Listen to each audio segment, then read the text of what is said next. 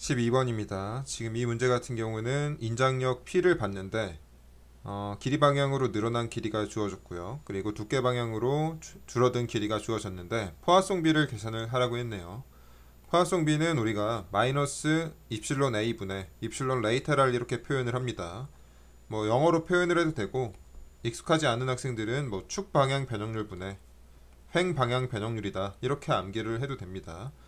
그러면 여기서 지금 축 방향 변형률은 원래 얘가 2m였는데 지금 길이 방향으로 0.02m가 늘어났죠. 그래서 0.02m를 이렇게 대입을 하고 횡 방향 변형은 지금 원래 0.1m였는데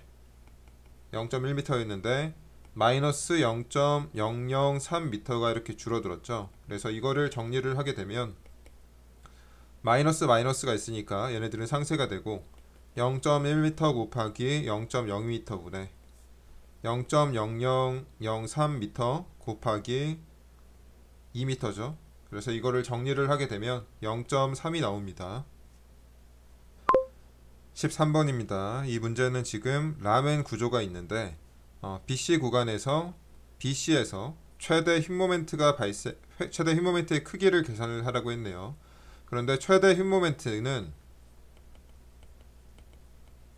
어디서 발생을 하게 되냐면 발생 위치는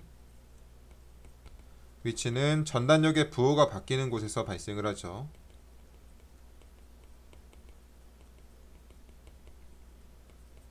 그런데 전단력의 부호가 바뀐다는 것은 뭐 플러스에서 마이너스로 바뀌든지 간에 마이너스에서 플러스로 바뀌든지 간에 어쨌든 간에 부호가 바뀌는 그 시점에서는 전단력이 0이 됩니다. 그래서 전단력 부호가 바뀐다는 얘기는 전단력이 0이 된다는 것과 전단력이 0이 되는 위치와 굉장히 비슷한 의미를 갖게 됩니다. 그래서 우리는 전단력이 0이 되는 위치를 찾으면 되겠습니다.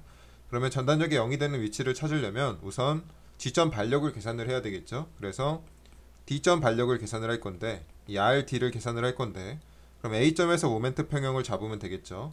그래서 A점을 기준점으로 해서 모멘트 평형 방정식을 세우면 반식의 방향을 플러스로 해서 A점을 기준점으로 모멘트 평형을 잡게 되면 RD 곱하기 4m가 이렇게 나오고요. 그 다음에 여기 마이너스 10kN이 있고 여기 모멘트 팔이 2m가 있죠.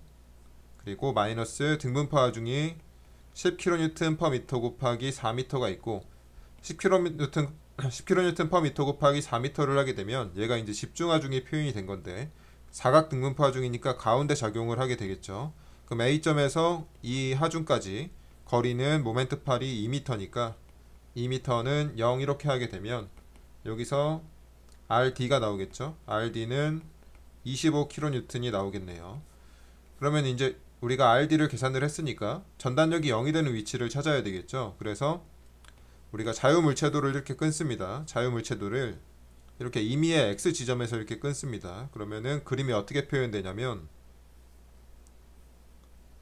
이렇게 있고 여기 지금 RD가 있죠. 25kN이.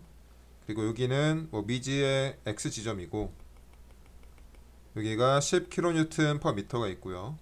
그리고 여기에 이제 전단력이 있을 거고 여기 모멘트가 있겠죠. X 지점에서. 그런데 이 전단력이 0이 되는 지점을 찾으라 그랬으니까 전단력을 0으로 놓고 X를 찾습니다. 그러면 Y축 인평형 방정식을 적용을 하게 되면 지금 V는 없죠. 그래서 마이너스 10kN/m 곱하기 X만큼 위에서 아래로 누르고 그리고 플러스 25kN는 0이니까 이걸 풀게 되면 X는 2.5m가 나오겠죠. 이게 무슨 얘기냐면 이 시점에서 오른쪽으로 2.5m 지점에서 전단력의 부호가 바뀌고 그 지점이 최대 힘 모멘트 발생 지점과 같다는 것을 의미를 하게 되겠죠. 그래서 이 2.5m 지점에서 우리가 모멘트를 구하면 그게 최대 힘 모멘트가 됩니다. 그래서 여기를 기준으로 모멘트 평형 방정식을 잡으면 되겠죠. 그럼 얘가 이제 mx가 되는 겁니다. 얘를 2.5m로 놨을 때 그럼 여기서 이제 모멘트 평형을 잡을 건데 이렇게 시계 방향을 플러스로 해서 잡겠습니다. 그러면 우리가 구하고 싶은 모멘트가 있고 더하기 10kN/m 곱하기 2.5m의 작용을 하게 되겠죠. 그리고 사각 등분파 중이니까 2분의 2.5m를 곱해줘야 될 테고 모멘트 8을 그리고 마이너스 25kN 곱하기 2.5m는 0 이렇게 하면 되겠죠. 그럼 이걸 풀게 되면 모멘트는 31.25kNm가 나오게 됩니다. 14번입니다. 지금 이 문제는 이렇게 단순부가 있는데 위에 또 추가적인 이렇게 구조가 붙어 있네요. 그런데 시점의 휘 모멘트를 구하라고 했습니다. 우리가 시점의 휘 모멘트를 구한다면 밑에서 이렇게 자유물체도를 끊을 수가 있는데, 자유물체도를 끊고 보면 여기가 B점이 있고 지금 여기 C점입니다. 여기가 C고, 그럼 이 점에서 롤러 지점이기 때문에 이 점에서 이렇게 아래로 누르게 되겠죠. 여기는 이제 롤러 반력이 있을 거고, 여기에 이제 뭐 VC가 있고 MC가 이렇게 있을 겁니다. 그런데 C점의 휘 모멘트를 구하라 그런다면 이렇게 자유물체도를 끄는 다음에 C점에서 모멘트 평형 방정식을 세우게 되면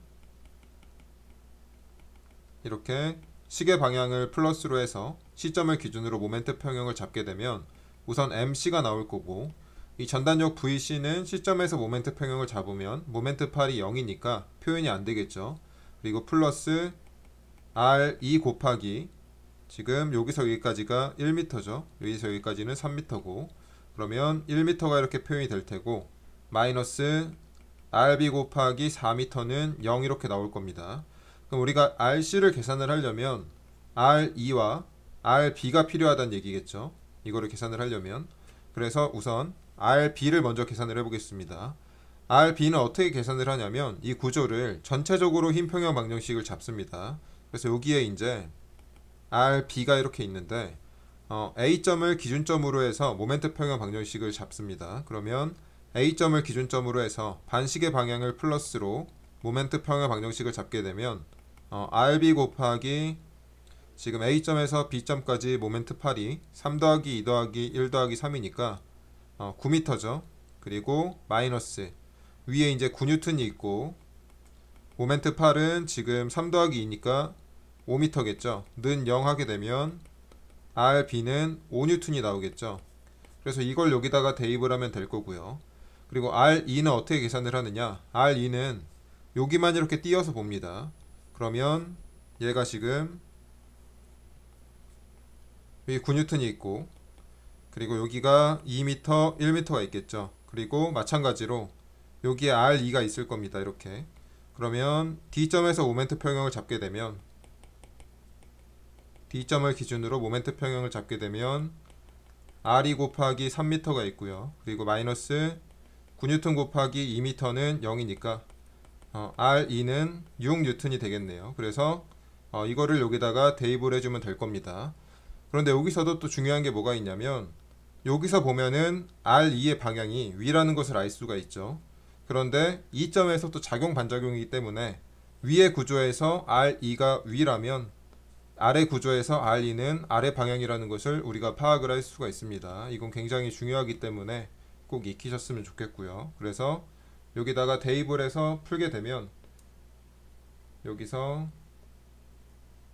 MC가 여기다가 이제 대입을 해서 풀게 되면 MC가 14N이 나오겠네요. 14Nm가 나오겠습니다.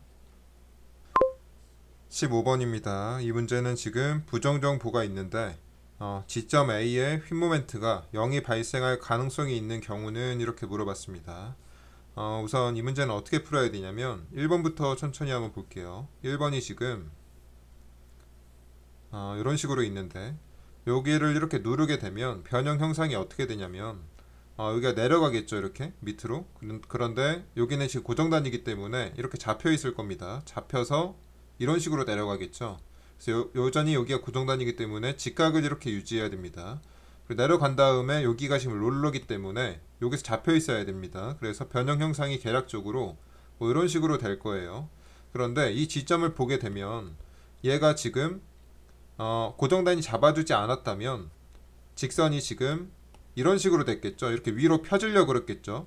이렇게 펴지려고 그랬을 텐데 어떻게 얘가 직각을 유지하고 있느냐, 그거는 고정단 모멘트가 위로 올라가려고 하는 것을 이렇게 밑으로 끌어내리고 있기 때문입니다. 그래서 이런 방향으로 모멘트 발력이 발생을 한다는 것을 알 수가 있습니다. 그러면 P는 여기 외력이 P밖에 없기 때문에 고정단 반력이 이렇게 생기겠죠. 그러니까 여기서 A점은 모멘트가 0이 될 수가 없습니다. 얘는 반드시 있겠죠. 그래서 1번은 답이 될 수가 없고, 2번을 보게 되면 얘가 1번이었고요. 2번은 지금 얘가 이렇게 있는데 P가 이렇게 누르겠죠. 그럼 변형 형상이 어떻게 되냐면 얘가 밑으로 내려가고 여기는 잡혀 있으니까 이렇게 올라갔다가 지금 여기서 다시 고정단에 잡혀 있으니까 이런 식으로 돼야 되겠죠. 좀 과장되게 그리면. 그래서 여기가 직각을 유지를 해야 됩니다. 그러면 얘가 지금 고정단이 잡아주지 않았다면 이렇게 밑으로 펴주려고 그러겠죠. 그런데 어떻게 얘가 직각을 유지하고 있냐면 고정단 반력이 위로 이렇게 끌어올리고 있기 때문입니다. 그래서 얘도 지금 외력이 P밖에 없기 때문에 이쪽 방향으로 모멘트 반력이 발생을 할 수밖에 없습니다. 그래서 2번도 반력이 반드시 있고, 3번을 보면 3번 같은 경우는 지금 하중이 두 개가 있죠. 3번에 그래서 첫 번째로 이 P에 대해서 보면 지금 P는 위랑 똑같죠. 그래서 간단하게 그리면 위랑 이렇게 똑같은데, 위랑 똑같으니까 지금 이런 식으로 모멘트 반력이 생기겠죠. 그런데 여기에 지금 모멘트가 이렇게 있죠. 그럼 모멘트는 지금 이렇게 위로 작용을 하니까 여기서는 얘가 위로 올라가고 여기는 잡혀 있으니까 이런 식으로 변형이 발생을 할 겁니다. 그리고 다시 이쪽에 고정단이니까 직각을 유지해야 돼서 이런 식으로 발생을 하겠죠. 여기 직각을 유지를 하겠죠. 그러면 얘는 반력이 어떻게 생성이 되냐면 이런 식으로 위로 올라가려고 하는데 얘가 어떻게 직각을 유지하고 있냐면 얘가 이렇게 끌어내리니까 직각을 유지하고 있겠죠. 그런데 P가 발생시키는 외력 P에 의한 반력은 여기서 시계 방향으로 작용을 하고, 외력 모멘트에 의한 고정단 반력은 반시계 방향으로 작용을 하고 있기 때문에 얘네 둘이 상쇄가 돼서 0이 될 수 있는 가능성이 있습니다. 그래서 3번이 맞게 되겠죠. 4번을 보면 4번은 지금 일단 4번 같은 경우는 좀 지우면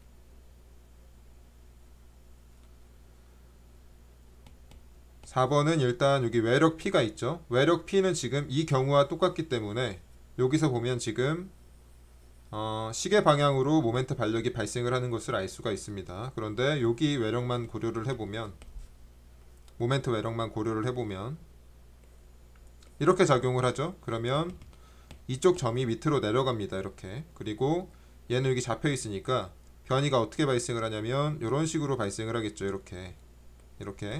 그런데 얘가 지금 변형 형상을 보면 밑으로 내려가려고 하는데, 원래대로라면, 그런데 직각을 유지할 수 있는 이유가 모멘트 반력이 이렇게 끌어올리겠죠. 그럼 여기서 모멘트 반력은 시계 방향으로 발생을 할 겁니다. 그런데 얘도 시계 방향으로 발생을 하고 얘도 시계 방향으로 발생을 하기 때문에 4번은 상쇄될 수가 없어서 모멘트 반력이 존재할 수밖에 없습니다. 그래서 답은 3번입니다. 16번입니다. 지금 이 문제는 기둥인데 편심이 있는 기둥이죠. 그래서 편심을 받는 기둥에서 최대 압축 응력을 구하라고 했습니다. 처음 공부하는 학생들이 있을 수 있으니까 천천히 한번 설명을 해보면, 지금 위 단면이 이렇게 있는데 이쪽이 중립축이라고 놓고 하중이 지금 여기 이렇게 작용을 하게 되죠. 그러면 지금 이 중립축에 대해서 이 하중이 모멘트를 이렇게 발생을 시킬 겁니다. 이렇게 발생을 시키는데 이 모멘트에 의해서 이쪽은 지금 화살표가, 이쪽 단면은 화살표가 모멘트에 의한 화살표가 눌리죠. 압축이 되기 때문에 이쪽에 발생하는 수직 응력은, 휨 응력은 마이너스 i분의 my 이렇게 표현을 할 수가 있습니다. 그런데 이쪽 단면을 보게 되면 화살표가 위로 이렇게 나가게 되죠. 모멘트의 화살표가. 그래서 이쪽은 인장이 발생을 하는 거고 이쪽의 부호는 플러스 i분의 my가 될 겁니다. 이렇게. 그래서 우리가 이쪽 단면의 응력을 표현을 하게 되면 지금 이거는 모멘트에 의해서만 우리가 표현을 한 거고요.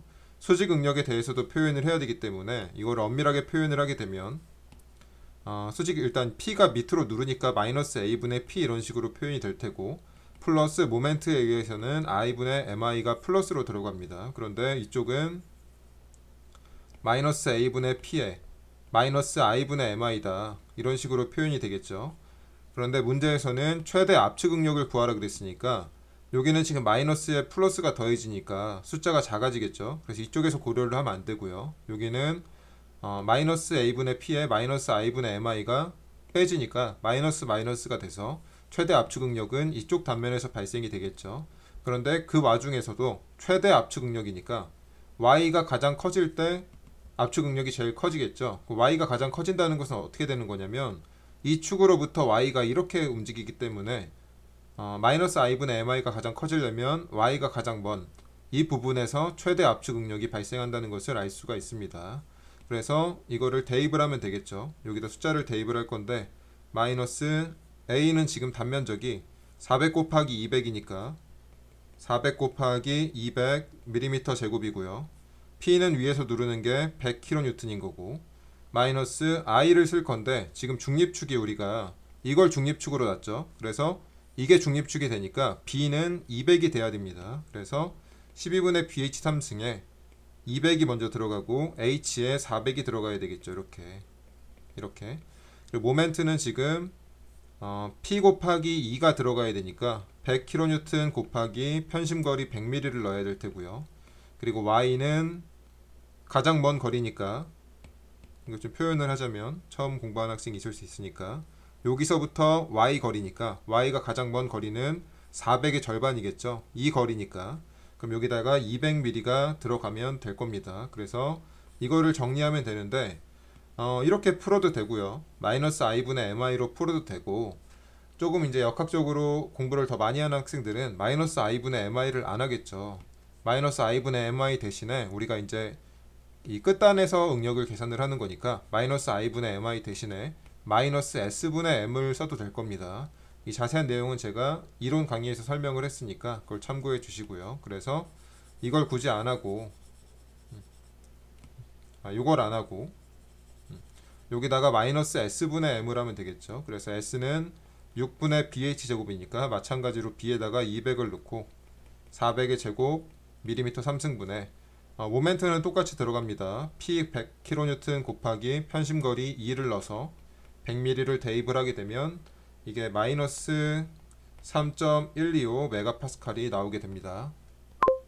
17번입니다. 지금 이 문제는 두 가지 트러스 구조를 이렇게 준 다음에 트러스 A랑 트러스 B라고 지금 명칭을 해놨는데 옳은 것은 이렇게 물어보고 뭐 여러 가지 부재력을 이렇게 비교를 해놨네요. 그런데 문제에서 1번 보기를 보면 트러스 A에서 부재 FG의 부재력은 트러스 B의 FG의 부재력의 2분의 1이다 이렇게 나왔습니다.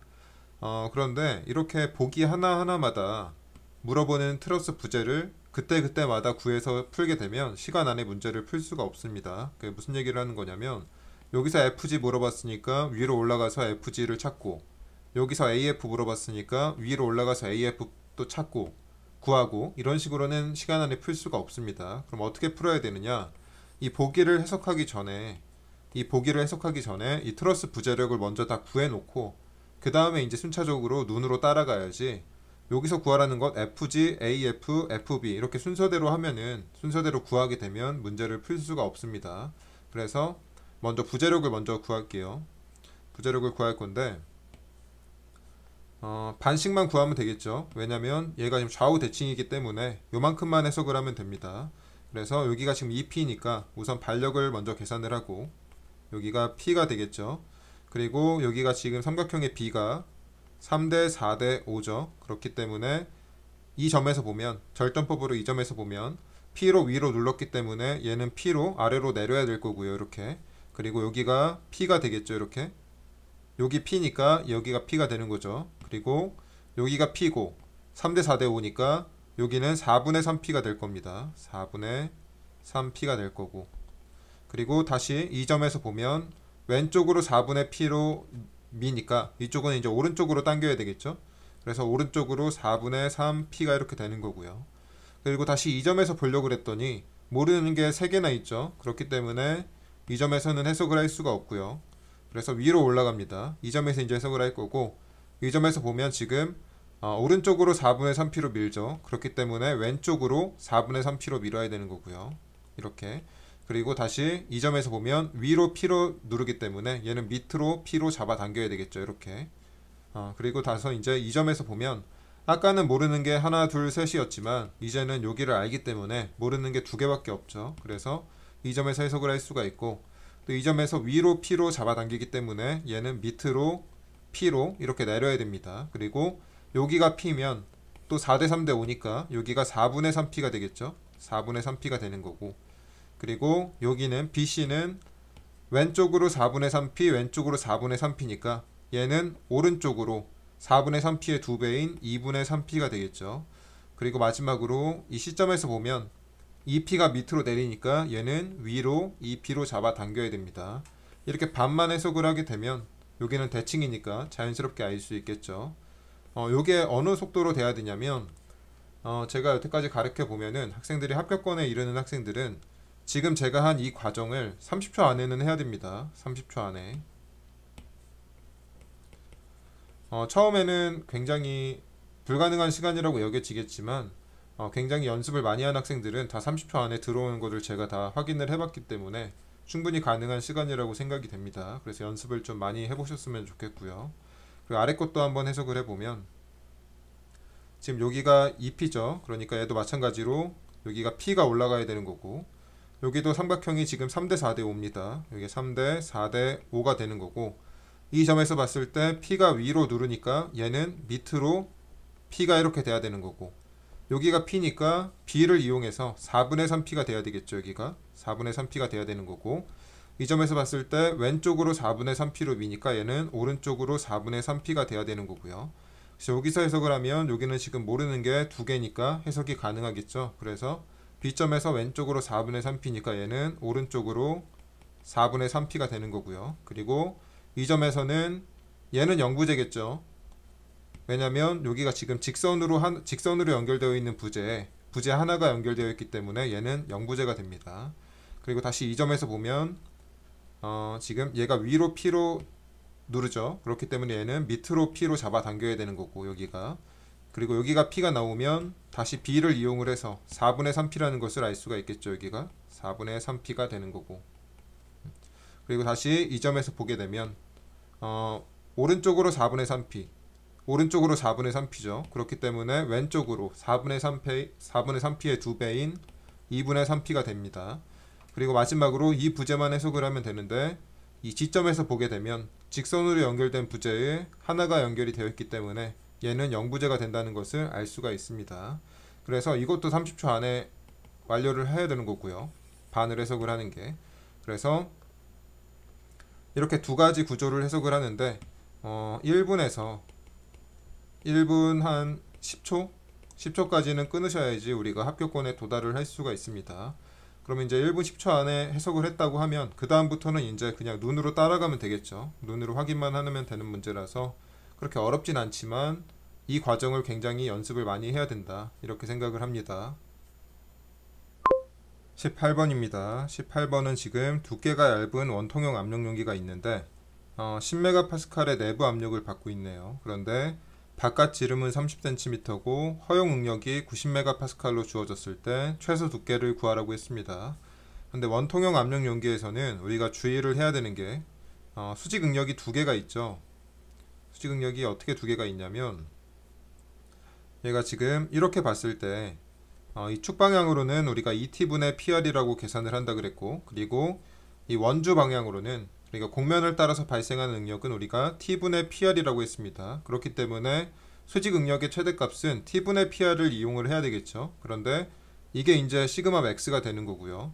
근데 이 시그마 max가 허용 응력에 도달을 할 때까지 우리가 이 한계치를 결정을 할 수가 있으니까 얘가 시그마 a다 이렇게 표현을 할 수가 있을 겁니다. 그래서 식은 t분의 PR은 90MPa이다. 90MPa보다 작다 이렇게 해야 되겠지만 우리가 어차피 딱 수치만 뽑으면 되기 때문에 그냥 같다라고 놓고 풀겠습니다. 그래서 여기다 대입을 해야 되는데 t가 지금 우리가 구해야 되는 미지수가 되는 거고 p는 지금 90이 아니고 10MPa를 써야 되겠죠. 내부 압력이라고 그랬으니까. 그리고 r은 이 r이 굉장히 중요한데 여기서 말하는 r이라는 것은 내측 반경을 의미를 하게 되겠죠. 내측 반경. 그런데 얘가 지금 두께가 얇은 원통형 압력용이기 때문에 이렇게 있는데 문제에서 주어진 바깥 지름은 이 값을 주어진 거죠. 이 값이 30cm라고 주어진 건데 우리가 필요한 내측 반경이라는 것은 원의 중심에서부터 여기까지 거리를 의미를 하게 됩니다. 그렇기 때문에 30cm의 절반이 여기서부터 여기까지죠. 끝까지 15cm. 그래서 내측 반경은 15-t라고 써야 될 겁니다. 그래서 여기다가 15cm -t라고 써야 되고요. 그래서 얘가 90MPa이다. 이렇게 풀면 답을 얻을 수가 있습니다. 그러면 t는 15mm가 나옵니다. 19번입니다. 지금 이 문제는 단면 개수가 이렇게 주어졌고요. 여기서 일단 먼저 주의를 해야 되는 건 뭐냐면 단면 개수를 z라고 주어졌는데 제가 뭐 이론 강의에서는 단면 개수를 s라고 썼죠. 그런데 뭐 z라고 쓸 때도 있습니다. 그렇기 때문에 뭐 s다, z다 이런 문자로 구별을 하면 안 되고 앞에 이제 단면 개수인지 혹은 뭐 소선 개수인지 정확히 글을 읽고 시작을 해야 됩니다. 그래서 단면 개수가 이렇게 주어졌고 단순모가 등분포 하중을 봤는데 최대 힘응력이 이렇게 주어졌죠. 이거는 아까 설명했던 7번이랑 굉장히 유사한 문제인데 7번에서 뭐라 그랬냐면 항복 모멘트는 항복 응력에다가 단면 개수를 곱하면 된다 그랬죠. 그리고 소선 개수는 항복 응력에다가 소선 개수를 곱하면 된다 그랬는데 별도의 소선 개수 이런 언급이 없고 최대 힘응력이 나왔을 때 W를 구하라 그러면 항복 모멘트를 구하라는 문제입니다. 이렇게 알아들어야 돼요. 응용역학에서는 그렇게밖에 표현을 해주지 않습니다. 그래서 이건 소성인지 얘기가 나오지 않았기 때문에 MP가 아니고 MI라고 알아들었어야 되는 거고, 그러면 이게 MY라는 것은 이 구조가 항복하는데 항복이 발생할 때 모멘트라 그랬죠. 그러면은 이 구조의 맥시멈 모멘트가 Mmax가 MY에 도달하면 거기까지만 우리가 W를 가할 수 있다는 얘기겠죠. 그런데 Mmax는 얼마냐면 등분포 하중이기 때문에 얘가 8분의 WL 제곱이 되겠죠. 그래서 8분의 WL 제곱이 MY에 도달을 할 때까지 우리가 W를 가할 수가 있습니다. 그런데 얘가 지금 시그마 Y를 써야 되는데 시그마 Y 대신에 이렇게 최대 힘응력을 써도 돼요. 그래서 여기다가 40MPa를 넣을 거고 여기에 이제 단면 개수 2 곱하기 10의 6승 밀리미터 3승을 넣으면 되겠죠. 그런데 여기다도 이제 우리가 값을 대입을 해보면 8분의 미지수가 W인 거고 L은 4m 제곱이 되겠죠. 그래서 얘랑 같다고 놓고 풀게 되면 W가 40kNm/m라는 것을 계산을 할 수가 있습니다. 20번입니다. 이 문제 같은 경우는 지금 등분포 하중이 작용을 하는데 양단 고정보 상태죠. 이 상태에서 지금 최대 힘응력을 구하라고 했습니다. 우리가 최대 힘응력이라는 것은 시그마 max라고 표현을 할 수가 있고 S분의 Mmax를 이렇게 대입을 하면 바로 풀 수가 있겠죠. 그런데 우리가 Mmax를 계산을 해야 되는데 이 구조는 지금 양단 고정부이기 때문에 힘평형 방정식으로 풀 수가 없습니다. 왜 그러냐면 양단 고정부라는 얘기는 지금 이 구조가 부정전 구조라고 우리가 판단을 할 수가 있고 부정전 구조는 힘평형 방정식으로 풀 수가 없죠. 그렇기 때문에 우리가 별도의 해석이 필요한데 이런 양단 고정보는 우리가 고정단 반력을 암기를 해서 이용을 합니다. 그래서 이렇게 고정단이 있을 때 여기에 이제 등분포 하중이 작용을 한다면 여기가 W다. 그러면 우리가 여기서 발생되는 고정단 반력을 암기를 하는데 이 W에 의한 이 변형 형상을 일단 추정을 합니다. 변형 형상은 이런 식으로 되겠죠. 왜 이런 식으로 되냐면 W가 아래 방향으로 이제 하중이 가해지니까 아래쪽으로 이렇게 처짐이 발생을 합니다. 그렇지만 양단 고정이기 때문에 여기가 직각 상태를 유지를 하게 되겠죠. 그래서 변형 형상은 지금 빨간 선처럼 표현이 될 테고 고정단 모멘트의 반력은 지금 여기서 얘가 이런 식으로 위로 올라가려고 할 겁니다. 그런데 얘가 직각을 유지할 수 있는 이유는 이렇게 밑에 쪽으로 고정단 모멘트 반력이 발생을 했기 때문이겠죠. 그리고 여기도 위로 이렇게 올라가려고 하는데 얘가 직각을 유지할 수 있었던 이유는 파란색처럼 되려고 하는데 이렇게 밑으로 내려서 빨간색이 된 상태라고 우리가 판정을 할 수가 있습니다. 그리고 이 파란색 모멘트들의 크기는 우리가 12분의 WR 제곱이다. 이렇게 암기를 해서 이용을 한다고 했습니다. 이거는 제가 이론서에 지금 정리를 해놨으니까 다운받아서 한번 확인해 보시고요. 그래서 여기다 바로 대입을 하게 되면 12분의 60kN/m가 있고 여기가 8m의 제곱이니까 이게 그러면은 320kNm가 나와요. 그래서 이거를 여기다 대입을 하면 되겠죠. 그래서 시그마 맥스는 S가 지금 6분의 BH 제곱이니까 300 곱하기 800의 제곱 밀리미터 3승 이렇게 나오고요. 그리고 여기는 320kNm가 나오게 됩니다. 그리고 이거를 정리를 하게 되면 10MPa 이렇게 나오는데 제가 한 가지 설명을 안 했는데 왜 그러면은 Mmax가 고정단 모멘트를 넣을 수가 있느냐, 다른 부분에서 맥스가 발생을 할 수도 있지 않느냐 이렇게 질문이 나올 수가 있는데 어떤 구조가 나왔을 때 거의 뭐 100의 99은 고정단 모멘트가 최대 모멘트입니다. 그래서 우리가 이런 객관식 문제에서는 이런 모든 지점에서 어디서 최대 모멘트가 발생을 하는지 계산할 시간이 없기 때문에 이렇게 고정단 모멘트를 그냥 최대 모멘트라고 간주를 하고 문제를 푸는 게 가장 옳은 수험 방법이라고 생각합니다.